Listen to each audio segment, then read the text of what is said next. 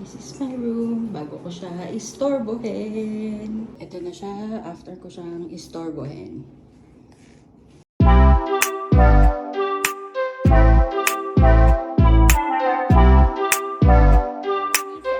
Hello lovies and welcome back to my channel. Hello lovies and welcome back to my channel. Hello lovies and welcome back to my channel.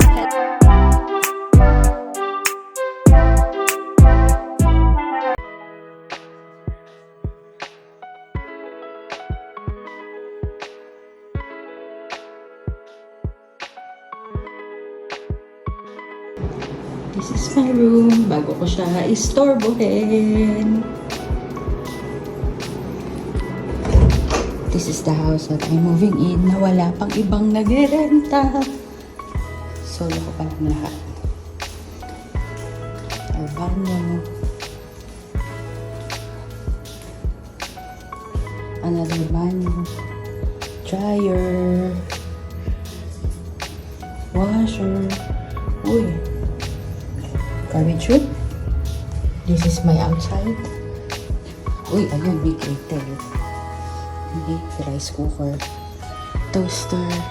At, ang tawag dito? Microwave. May container, pero hindi sinabi kung for sharing.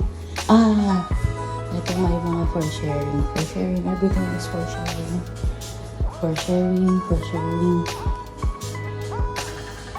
For sharing.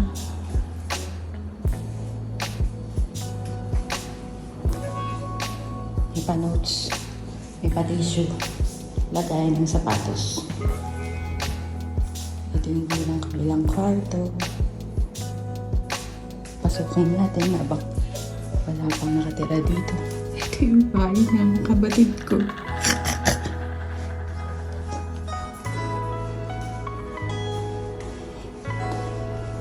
The intercom. Ito yung isa pang kwarto.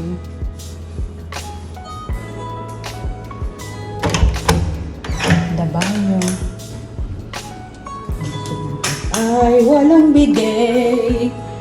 Walang bidet. Nakakapikon.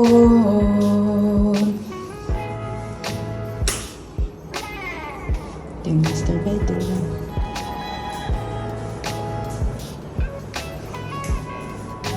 At wala rin siyang bidet. Ito siya, may ganito. Ito yung built-in. Ito yung bahay namin.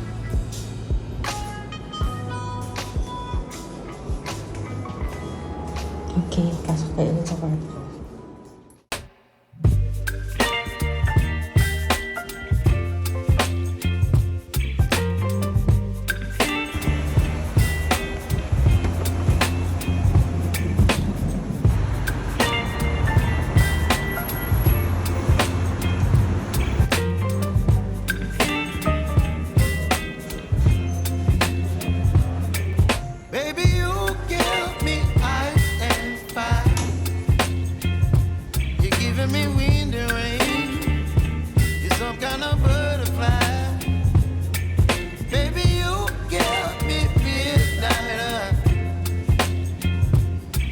My appetite, don't leave me here high and dry.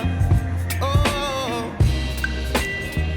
well, I don't wanna jinx it, baby, and twist myself at the spine. Don't wanna overthink it, baby. It's just twist your body and mine. Baby, you give me ice and fire. You're giving me wind and rain. You're some kind of butterfly. Baby, you give me midnight. You whip up my appetite. Don't leave me here high and dry. Oh. Yakol. That is 11. Ang elevate ng tangtang. Ito siya. Ito na. Sigo. Siya naman ang laptop. Pag pinatong, siya. It fits. Yan. Tapos, bibili rin ako nito para naman sa upuan. Dito ako nakabili ng computer chair. So, tsaga-tsaga muna ako dito sa provider ng condo. Next thing that I bought is itong Groscran over the door hanger. Kasi bawal magbutas. Kailangan natin may mapag-sasabitan. So, dalawa yung binili ko para kasi mahaba yung pinto. So, kasya naman si Dorian, diba? Bumili rin ako nito. Nasa banyo na yung ang tawag dito, yung lagay ng sabon. Pero yung baso tsaka yung yung saluhan nandito pa sa loob. Ano lang naman to, parang pwedeng gamitin na baso pag nagtututbrush. Diba? Lagayan ng pwedeng baso, pwedeng gamitin na talaga yung toothbrush. Ganyan siya. Dapat kasama yung kaso nga lang nilagay ko na sa banyo yung lagay na sabon. Tapos, ito yung isa pa sa mga binili ko na ilalagay ko dito sa desk na binigay ng condo. Basta yung binigay nila. Lagay ng baso para nakasecure yung baso sa mesa. Pag naka-install na siya, okay, papakita sa inyo. So, ganyan siya. Nilalagay lang sa table para hindi naka-occupy ng real estate ng mesa, lalo kapag marami nakapatong. So, ito yung pangalan niya. Rin ako ng picture frame kasi mahilig kami magpa-photos. So, lahat ng photos ngayon i-display ko na. So, meron akong 4. This is $1 each. So, hindi siya salamin, which is good kasi clumsy ako. Yan, hindi siya mababasa. Bumili rin ako nito. Besta Mama. Wow. Besta Mama. So, ano siya? Silicone ata to. Basta salamin siya. Glass siya. Tapos yung takip niya, plastic. Para sa mga tirang ulam, sa mga hingin pang ulam dun sa bahay namin sa baba. Yan. So, 3.